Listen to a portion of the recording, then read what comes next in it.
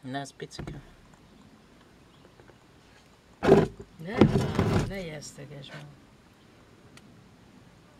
Csak hogy mozogja. Innen jöthetek valahol mellettem le.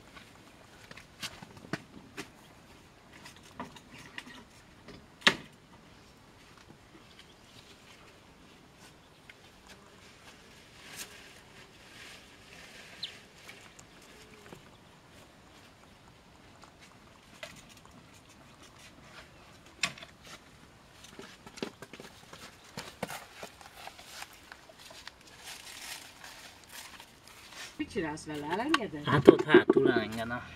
Dobd át a kerítésen valamit. Te, dobd át. Nem, hát oda hátra.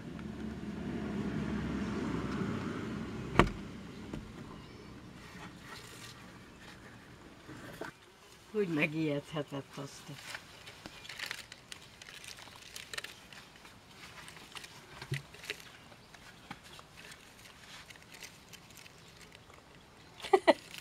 Az órát megvakarta. Megeszi őt a hangya. Meg hát. Nem tud kijönni, mert csúszik, látod a műanyag tekne?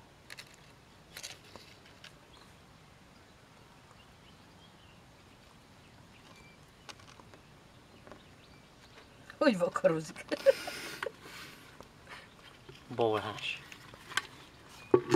Nem rakok rá vödröt, mert mozog. Kilóg a farka. Ott a farka.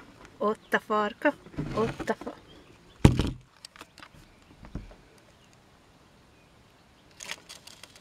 Na, ott el fog aludni. Rád megy. Úristen. Így a kurva élet!